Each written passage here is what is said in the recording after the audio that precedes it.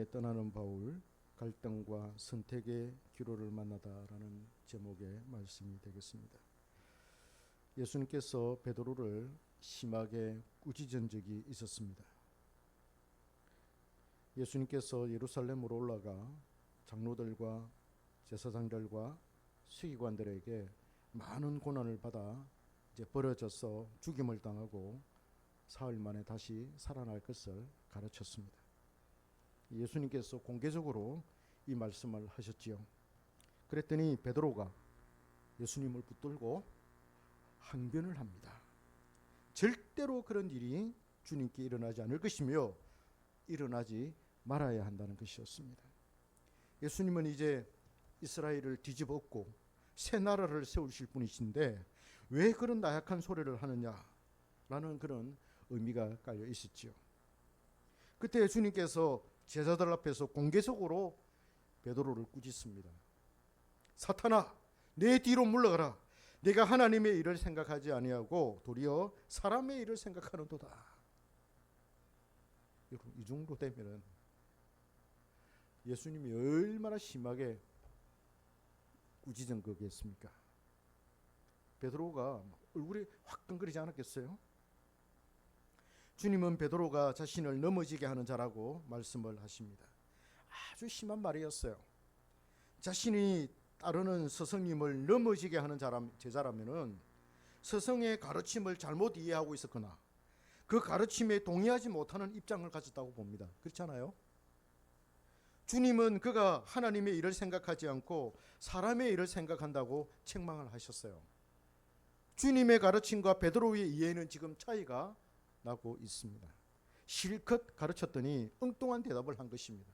동문서답을 한 것이죠. 도저히 주님이 가고자 하는 그 길, 그 도에 대해서는 전혀 이해를 하지 못하고 있고 관심조차 보이지 않고 있습니다. 그러니 일시적으로 사탄의 도구가 되어서 주님의 길을 가로막은 거예요. 주님께서는 아예 베드로를 향해서 사탄아 물러가라 그렇게 하십니다. 아주 강경하게 예수님은 베드로에게 대응하셨습니다. 그만큼 주님의 그 가르침은 주님의 사역과 사명의 핵심이라 할 수가 있지요.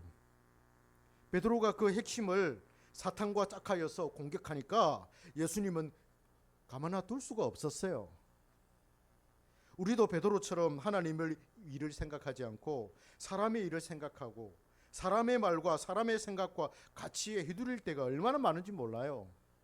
그때 우리는 사탄과 짝하여서 사탄의 도구가 되어서 하나님의 일을 공격하는 거예요.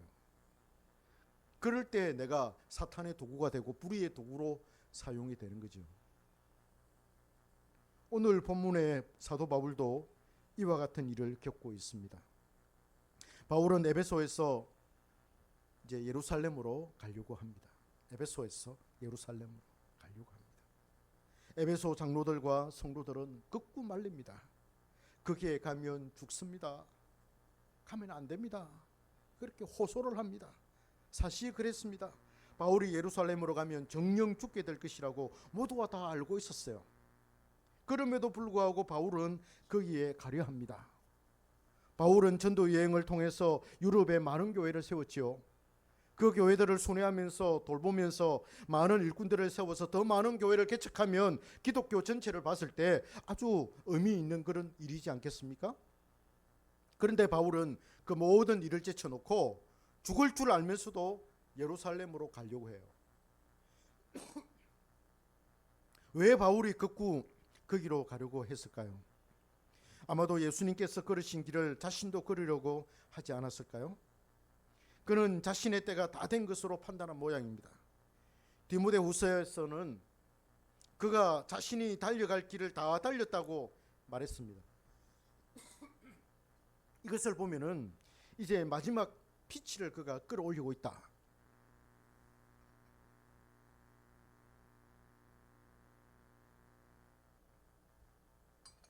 이렇게 보여집니다.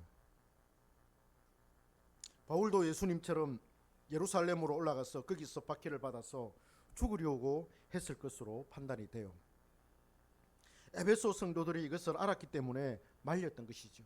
올라가면 안 됩니다. 당신은 지금 해야 할 일이 많고 아직 복음을 전해야 할 곳이 많은데 지금 죽으면 안 된다는 것이었어요. 바울은 그들과 눈물로 헤어지고 배를 타고 여러 경로를 거쳐서 가이사라에 도착을 했습니다. 그곳에 전도자 빌립이 있었습니다. 바울은 거기에서 며칠을 지내게 됩니다. 아가보라 하는 선지자가 유대로부터 이제 그 빌립의 집으로 와서는 바울의 그 허리띠를 가지고 자신의 손을 묶었습니다. 그러면서 예언하기를 바울이 예루살렘으로 가면은 이렇게 묶여서 이방인의 손에 넘겨지게 될 것이라고 했습니다. 이 소리를 들은 주변의 사람들은 바울을 향해서 예루살렘에 가지 말라고 간곡히 권유를 합니다. 올라가지 마세요. 에베소에서 지금 가이사라에 왔습니다. 가이사라에 와가지고 빌립의 집에 지금 이제 기거하면서 있는데 아가보라고 하는 선지자가 와서 바울의 허리띠를 딱 빼가지고 자기 손을 묶는 거예요. 당신 예루살렘 올라가면은 이렇게 묶여가지고 죽게 된다. 그걸 예언을 한 거예요. 여러분 이쯤 되면 어떻게 되겠어요? 가면 죽는다. 가면 잡혀서 난 죽는다. 이런 생각하지 않겠어요? 사람들이 다 그렇게 생각하고 있어요. 지금 유대인들이 바울을 가만놔 두지 않을 거다. 잡아서 처형할 거다. 이렇게 생각을 하게 되었습니다. 여러분 이쯤 되면은 바울의 마음도 흔들리지 않겠습니까? 주변의 사람들이 걷고 말리는데 자신의 신념이나 그 의를 강하게 유지할 수가 있겠습니까? 그 의지를 강하게 유지할 수가 있겠습니까? 자신의 고집만 피우지 말고 주변 사람들 생각도 좀 하라면서 얘기를 들으라는 그런 압박에 누가 흔들리지 않겠습니까? 그것에 흔들리지 않는 그런 사람이 있다면 정말이지 그는 엄청나게 대단한 사람일 것입니다. 아마도 바울은 마음의 갈등이 있었을 것으로 그렇게 짐작이 됩니다. 겉으로 표현은 안 해서 그렇지 마음으로는 그런 불편을 지금 겪고 있고 불편하고 매우 힘들었을 겁니다. 선택의 기로에 서서 고민하며 갈등을 겪었을 것으로 우리가 생각할 수가 있습니다. 우리들 같이 귀가 얇아서 사람의 귀가 얇은 사람은 남의 말을 얼마나 잘 듣는지 몰라요. 특히 가족이나 배우자가 하는 말이면은 고민할 필요도 없이 무조건 듣고 수긍합니다. 우리의 귀가 얼마나 얇은지 몰라요. 누가 뭐라 하면은 막 그게 그냥 흠뻑 들어가고, 물론 내가 인정하는 사람, 내가 신뢰하는 사람, 내 주변에 있는 사람, 나와 친한 사람, 그런 사람이 한마디 하면은 그냥 끔뻑 넘어갑니다. 수긍을 하죠. 그러나 바울은 선택의 기로에 서서 자신의 신념이나 의지를 굽히지 않아요. 바울은 마음속에 갈등을 몰아내고서 예루살렘으로 올라갑니다. 어느 누구도 그의 의지를 꺾을 수가 없었지요. 예루살렘에 도착한 바울은 예상대로 고소를 당했습니다.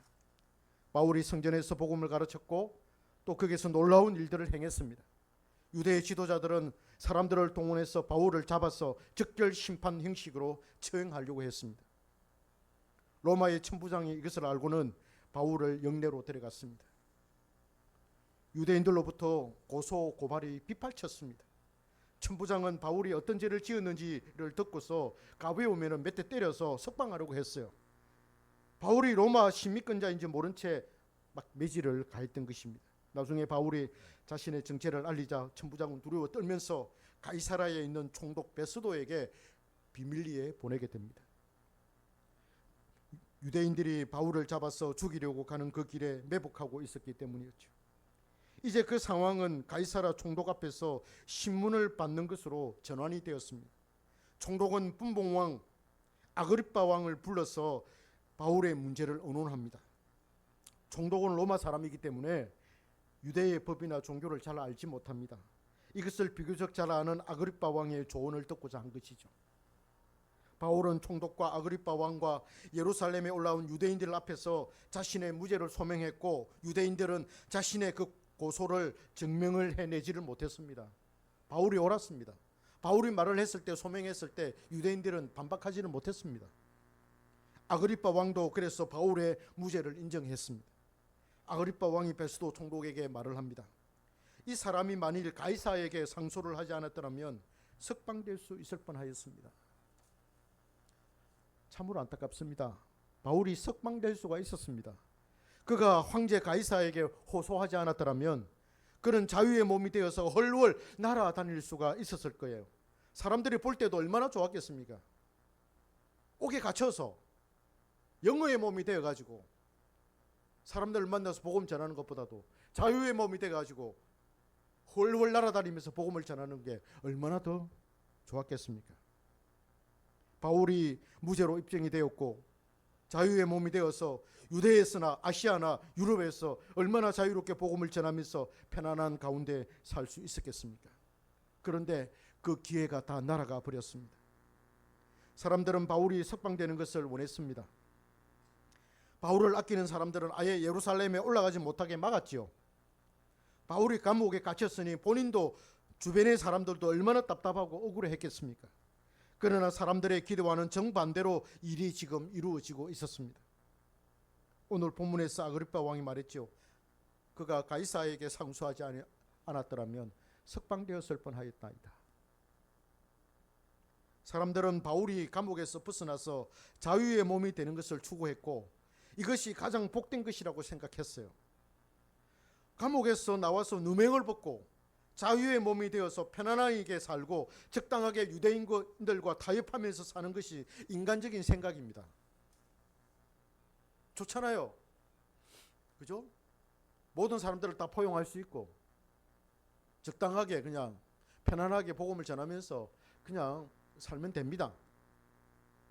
근데 여러분, 여기에 인간적인 어리석임이 있어요. 그 상황을 제대로 모르고 사람의 마음과 하나님의 뜻도 모릅니다. 바울이 감옥에서 풀려나서 석방되었더라도 그가 편안히 살 수가 있었을까요? 그렇지 않아요. 순진한 생각입니다. 유대인들은 끊임없이 바울을 죽이려고 공격할 거예요. 이제는 재판도 없이 그냥 잡히기만 하면은 적결처형식으로 사도 바울을 죽였을 겁니다. 바울은 로마의 가이사 황제에게 재판을 받겠다고 선언을 했어요. 바울이 그렇게 한 것은 자신이 로마에 가야 할 것을 알았기 때문이었죠. 주님께서 천사를 보내서 바울에게 말씀하셨어요. 두려워 말라. 내가 죽지 않고 로마를 보아야 하리라. 그런 말씀을 하나님께서 바울에게 하셨습니다. 하나님의 뜻을 바울에게 알려주었어요. 그래서 두려워하지 말고 담대하라는 그런 말씀이었습니다. 네가 로마에 가게 될 거야. 로마에서 복음을 전하고 로마를 보게 될 거야. 하나님이 그렇게 말씀하셨습니다. 바울은 그것을 알고서 가이사에게 상소를 하였던 것입니다. 로마법에 따라서 재판받기를 원했던 것이죠. 피고가 로마 시민권을 가진 자로서 가이사에게 상소를 했다면 총독은 별 도리가 없어요. 자신의 재량에서 이제 떠나간 것이에요. 가이사에게 가야 됩니다. 로마로 가야 돼요. 하나님은 이런 방법으로 바울이 로마에 가게 하셨습니다. 로마는 그 당시 세상의 중심이었습니다. 국제 정치와 군사와 경제와 행정과 문명과 문화와 학문과 과학기술 등 모든 것이 로마에 모여들었습니다. 로마인들은 가장 개방적이었고 세련되었고 문명의 혜택을 최고로 누리고 있었습니다. 가장 합리적이고 가장 이성적이고 가장 힘이 있는 그런 시민들이었습니다. 그들이 보기에 로마 시민 이외의 모든 사람은 다 야만인이었습니다. 주님은 바울이 로마에서 복음을 전하기를 원했습니다. 그것도 자유로운 몸이 아니라 옥에 갇힌 몸, 영어의 몸으로서 복음을 전하게 하셨어요. 복음은 편안한 가운데 안락함 속에서 전해지지 않아요. 그렇게 될 때 겉으로는 화려하게 보일지 몰라도 열매는 없어요. 그래서 시편의 시인은 눈물을 흘리며 씨를 뿌리는 자는 기쁨으로 그 단을 거두리로다 라고 노래했던 거예요. 눈물 없이는 복음의 씨앗을 뿌릴 수가 없어요. 눈물의 수분을 먹고 복음의 씨앗은 자라나게 됩니다. 그때 사람은 성장하게 되고 거듭나게 되는 거예요. 우리의 수고와 헌신, 복음 전하는 자의 해산하는 고통, 해산하는 그런 수고 없이는 결코 한 사람의 영혼이 성령으로 거듭나거나 잉태되는 일이 없다는 거예요. 우리도 마찬가지입니다. 우리는 명예를 구합니다. 사회적 인식을 살피죠. 사회적으로 인정을 받으려고 해요. 그 욕구가 강하게 우리 안에서 꿈틀거립니다. 거기에서 절망과 좌절이 생겨나고 분노와 질투와 시기가 올라와요. 실제로 다른 사람들이 볼 때 그렇게 편안하게 사람들이 많아요. 목회도 편안하게 그렇게 하는 사람들이 많지요. 아무런 열매는 맺히지 않은 채 사람들의 눈치를 보면서 적당한 리더십으로 편안하게 하는 사람들이 대부분이에요. 그러나 그들에게도 말 못할 어려움과 고충이 있지요. 남들이 몰라서 그렇지 다 있어요. 다만 겉으로 보이기에 화려하게 보일 뿐이에요. 그러나 나중에는 심판이 있을 겁니다. 반드시 심판이 있을 것이고 우리는 그것을 피할 수가 없어요. 그러니 현재의 우리의 모습을 판단하는 것을 유보합시다. 지금 우리의 모습이 이렇다고 해서 기죽지 말고 지금 현재의 이 모습을 유보합시다. 판단하지 맙시다. 현재 이 시대의 가치와 시각으로 우리를 판단하지 맙시다. 주님 앞에서 어떤 판결을 받을지가 매우 중요합니다. 우리는 우리의 일이 우리의 생각대로 이루어지지 않았다고 낙심하지 말아야 합니다. 하나님의 뜻은 다른 데 있습니다. 그 뜻을 아는 것이 경건이고 영생이지요. 바울은 그 뜻에 순종했습니다. 그 뜻이 바로 바울의 사명이었지요. 여러분, 현재의 고난을 즐거워합시다. 고난을 어떻게 즐깁니까? 역설적입니다. 고난 가운데 찾아오시는 주님의 위로와 능력과 도움을 경험하라는 것이죠. 반드시 주님은 도움을 주실 겁니다. 바울이 본문 22절에서 말합니다. 하나님의 도우심을 받아 내가 오늘까지 서서 높고 낮은 사람 앞에서 정언하는 것은, 이렇게 말합니다.